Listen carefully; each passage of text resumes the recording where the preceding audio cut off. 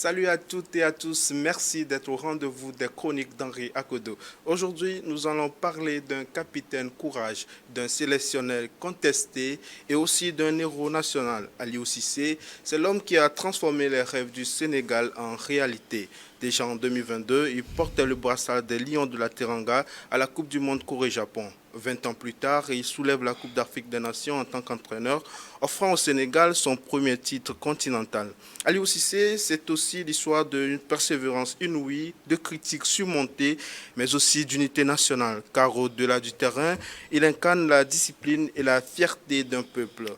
Henri, bonjour et merci d'être présent sur ce plateau. Bonjour Christophe, c'est toujours un plaisir pour moi. Alors ce matin, on va évoquer un entraîneur que tu connais très bien, Aliou Cissé. C'est d'abord un joueur, hein. Il a été formé en France, porté les maillots des clubs comme Lille, Portsmouth, entre autres. Comment décrire le style de jeu qu'avait Aliou Cissé?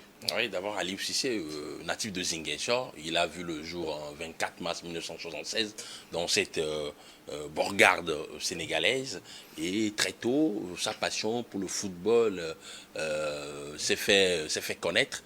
Il jouait dans les rues de Ziguinchor, il a fait une carrière assez correcte, notamment en passant par le PSG, Portsmouth, bien évidemment en Angleterre.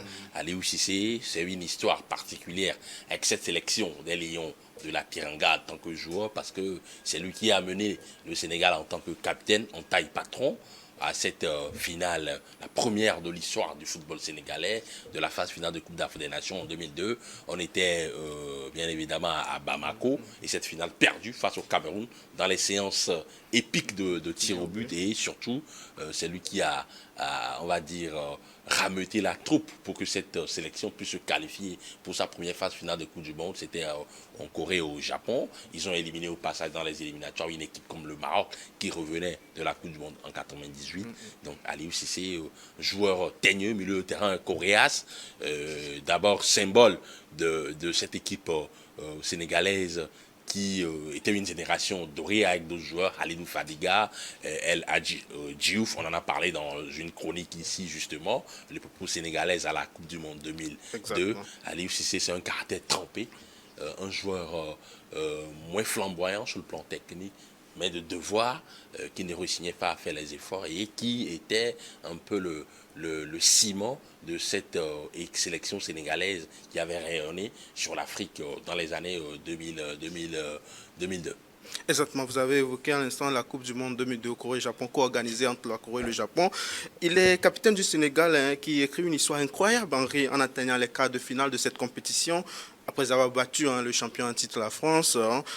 Alors Henri, quel capitaine était Aliou Cissé? Il était un fédérateur dans l'âme. Je parlais de symbole d'unité. Il faut rappeler qu'Aliou Cissé était le relais du sélectionneur sénégalais qui a rejoint l'éternité, bien évidemment, Bruno Metsu, le français. Sur le terrain, à l'époque, il y avait assez de têtes fortes dans cette sélection sénégalaise.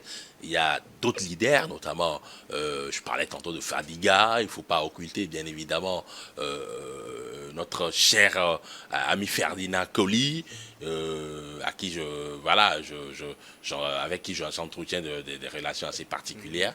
Et bien évidemment, vous avez d'autres joueurs comme Tony Silva, le gardien de but emblématique de cette sélection, Omar Daf, El Hadji Diouf, Souleymane Camara, mais Aliou Cissé était le patron de cette équipe-là, parce que c'est lui qui rassainerait cette troupe lorsqu'il y avait la tempête.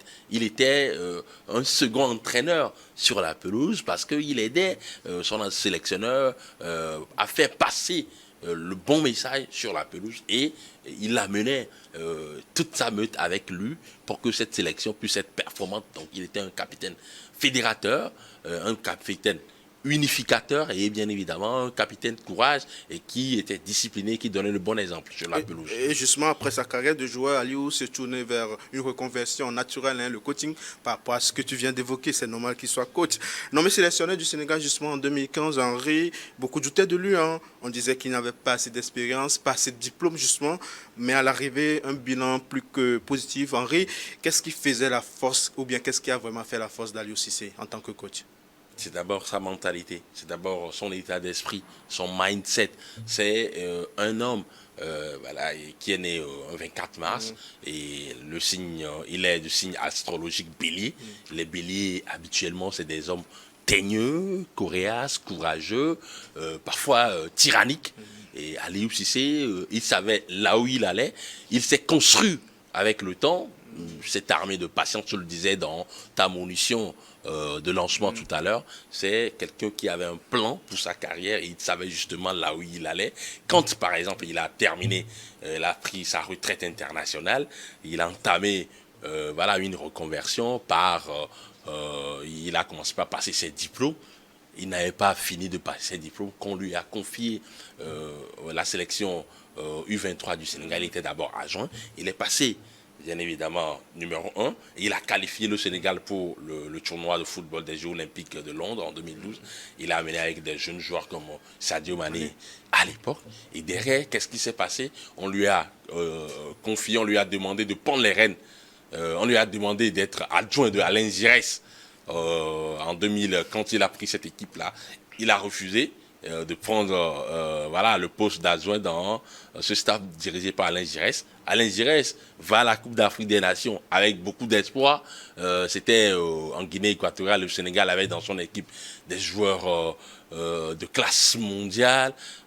So, qui terminait meilleur buteur de Ligue 1 avec Lille à l'époque. Tu as un comme Amadou Niang, de très grands joueurs à l'époque. Mais le Sénégal s'est heurté, a été éliminé, sorti prématurément de cette compétition.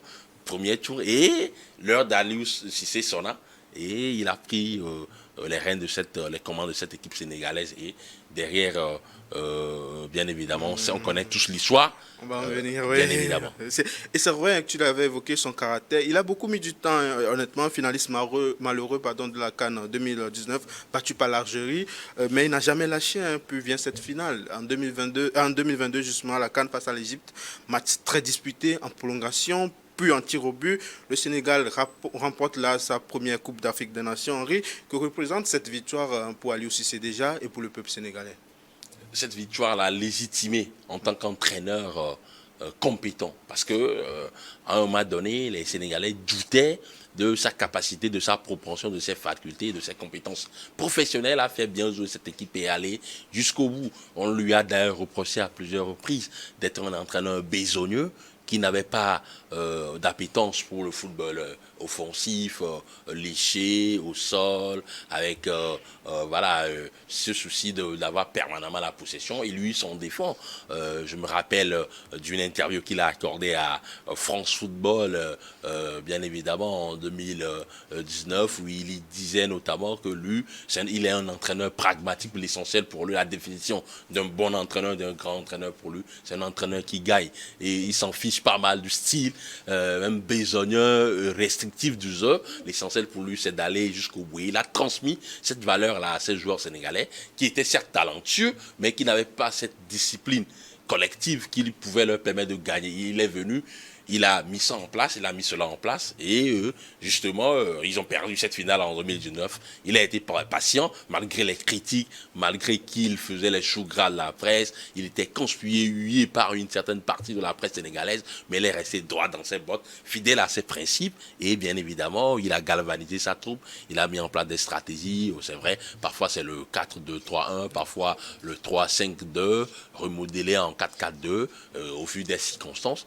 Il avait sa philosophie et il avait transmis cette rage de vaincre à ces joueurs sénégalais qui sont allés au bout dans cette nuit magique de Yaoundé, voilà, pour offrir ce premier sacre historique continental au Sénégal qui avait échoué, bien évidemment, quelques années, 20 ans plus tôt, face au Cameroun dans ces mêmes séances de tir au but. Et cette victoire-là symbolise un peu, on va dire, la maturité d'Aliou Cissé, la maturité de cette sélection sénégalaise. Et ça lui a permis d'avoir, bien évidemment, ça a permis de légitimer un peu son parcours et ses qualités d'entraîneur, bien évidemment, dans ce landéno footballistique africain. Henri, pensez-vous que Aliou Cissé soit trop critiqué malgré ses résultats? Finalement, il n'a pas vraiment fait l'unanimité. Qu'est-ce qui s'est passé? C'est dû à quoi? Oui, il y a un principe qui est simple au Sénégal. Le football, c'est le sport national. Ouais, n'en déplaise aux défendeurs, c'est-à-dire aux passionnés de la lutte. Bien évidemment, la lutte aussi fait partie du giron, du patrimoine sportif sénégalais. Mais le football, c'est quelque chose dans les rues de Dakar, Thiès, Ziguinchor, pour ne citer que ces villes sénégalaises. Et bien évidemment, c'est-à-dire, donc, comme c'est le cas, le sport, les gestes, les choix, les décisions, les mots que prononce le sélectionneur national de cette sélection des Lions du Sénégal suscite beaucoup de passion, ça déchaîne beaucoup de passion et parfois la presse peut fustiger à sa manière, c'est la liberté d'expression. L'entraîneur, c'est comme dans toutes les grandes sélections au monde, le sélectionneur du Brésil, celui de la France, est outrageusement critiqué, parfois à tort, mais Aliou Cissé, malgré ça, il a fait abstraction de cette pression populaire, de cette pression de la presse pour rester droit dans ses bottes et pour donner des résultats probants au Sénégal. Preuve en est, il est le sélectionneur qui a le plus duré au poste, c'est un record, 8 ans à la tête de cette sélection. Bon, je vais trop vite en besoin, peut-être que tu vas me lancer sur... non, voilà. tu avais évoqué la CAN, cette victoire finale à Yaoundé en 2022. Quelques semaines plus tard, il enchaîne en qualifiant le Sénégal à la Coupe du Monde 2022 au Qatar. Encore face à cette équipe égyptienne, toujours en tir au but. Henri Cissé, c'est vraiment l'histoire d'un homme qui écrit sa légende avec patience. Avec patience, avec résilience, avec conviction, avec force et surtout avec panache et efficacité. Bien évidemment, tu parles de la qualification pour la Coupe du Monde 2022, il ne faut pas occulter celle de 2018. Il prend l'équipe en 2015. Malgré la défaite en quart de finale à la CAN 2017 face au Cameroun, il qualifie le Sénégal pour sa deuxième phase finale de Coupe du Monde, pratiquement 16 ans après aussi, et c'était en Russie, éliminé dans ces circonstances assez particulières à cause d'un carton jaune bien de plus, et bien évidemment il y avait eu beaucoup de critiques autour, mais derrière il remporte la CAN et il qualifie le Sénégal encore une fois pour la Coupe du Monde 2022 face à quel adversaire encore? L'Égypte, dans les séances fatidiques de tir au but, dans ce barrage mythique, ce match retour qui a été joué au stade Abdoulaye Wade de Diamniadio et qui a encore amené le Sénégal à cette Coupe du Monde. C'est Aliou Cissé bien évidemment, et justement à cette Coupe du Monde le Sénégal passe pour la deuxième fois en participation au second tour, malheureusement éliminé par l'Angleterre 3-0 en huitième. Malgré ce résultat ou ce bilan est archi positif, Henri, malheureusement, il s'est fait débarquer du côté du Sénégal. Toi, tu penses quoi de ce choix de la fédération sénégalaise de limoger Aliou Cissé? Petit rappel. Il se fait éliminer. Bon, le Sénégal a été éliminé en huitième de finale de la Coupe du Monde en 2022 au Qatar. L'objectif ultime qui lui a été assigné, c'est de remporter, c'est de conserver le sac continental remporté 2 ans plus tôt en Côte d'Ivoire lors de cette CAN 2023. Malheureusement, il a été éliminé par le Sénégal, la Côte d'Ivoire, pays organisateur au tir au but. Et derrière, il est rentré en discussion avec les autorités de la Fédération sénégalaise de football, notamment avec le maître Augustin Senghor, président de cette instance-là à l'époque. Désormais, il a été battu récemment dans les élections. C'est Abdoulaye Faye qui est désormais le président de cette instance-là. Et à l'époque, avec toute sa bureaucratie, maître Abdoulaye Wade préparait un peu un nouveau bail pour Aliou Cissé. Et malheureusement, il y a un changement à la tête du pays en février ou en mars, si je ne dis pas de bêtises. Exactement. Et le président Macky Sall ne s'est plus représenté. Le candidat de son dauphin, celui qu'il a choisi, a été battu, heureusement ou malheureusement, dans les urnes par les nouveaux dirigeants, notamment le président Bassirou Diomaye Faye. Et derrière, c'est-à-dire ça a tout basculé parce que les nouvelles autorités ont demandé à ce que le contrat ne soit plus renouvelé parce que pour eux, Aliou Cissé n'a pas rempli, bien évidemment, la part du contrat parce que étant éliminé par la Côte d'Ivoire à la CAN en quart de finale quelques mois plus tôt et malheureusement il a été laissé sur le carreau. C'est vraiment dommage, mais c'est aussi la fin des histoires passionnantes. Mais il aura marqué à jamais l'histoire du football sénégalais en dirigeant cette sélection pendant 8 ans, en gérant parfaitement bien le vestiaire avec beaucoup d'ego, avec des joueurs de classe mondiale, Khalidou Koulibaly, Nicolas Jackson, Sadio Mané, toute cette galaxie de jeunes joueurs. Il a amené il a régénéré cette équipe au fil des années avec Iliman Ndiaye, Moussa Niakate, Ismaïl Assar. Il a fait un bon job, mais malheureusement, pour certains, il a été remercié. Il a été remercié de façon injuste. Mais c'est aussi le football, il faut l'accepter. Exactement, voilà, c'est pas une tragicomédie. Exactement, le football est sa réalité parfois dure, hein, mais il faut l'accepter. Aujourd'hui, il est du côté de la Libye. Il a gagné son match la dernière fois. Henri, est-ce que tu penses que Aliou Cissé va donner un nouveau fraîcheur à ce football libyen? Il est payé pour ça, il a accepté le deal, il a accepté le contrat, il essaie tant bien que mal. C'est vrai, les débuts étaient un peu compliqués, mais récemment, lors de la 7e journée des éliminatoires de la Coupe du Monde 2026, il a remporté sa première victoire avec les Chevaliers de la Méditerranée.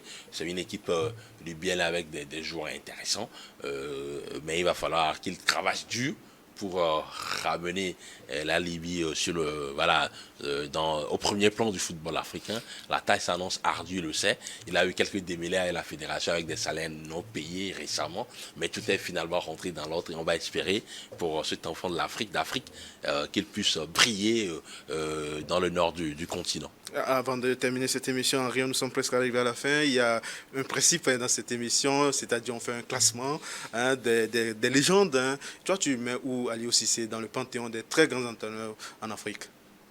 Il y a quoi? Il y a eu Charles Diamfi, le sélectionneur ghanéen, qui n'est plus de ce monde, qui a remporté 3 Coupes d'Afrique des Nations avec le Ghana. Il détient d'ailleurs le record. Et avec notre cher ami Hassan Tcheata, l'Égyptien, exceptionnel, entraîneur africain également. Donc je pense que Aliou Cissé est en dessous de ces grands mastodontes de l'entraîneuriat sur le continent. Mais voilà, il fait partie du Tu le mets devant Hervé Renard, c'est ça? Tu le mets devant Hervé Renard? Non, en termes d'Africains, de souche africain pur et tout, sur le continent. Voilà, maintenant sur le classement général, en termes des sélectionneurs qui ont marqué l'histoire du football africain, je pense que Hervé Renard est un cran au-dessous, mais ça n'enlève en rien aux qualités de l'enfant d'Afrique d'Aliou Cissé. Merci Henri, comme toujours, c'était un plaisir, un vrai plaisir de t'avoir sur ce plateau. Voilà qui met un thème à cette émission. Merci de nous avoir suivis. À très bientôt.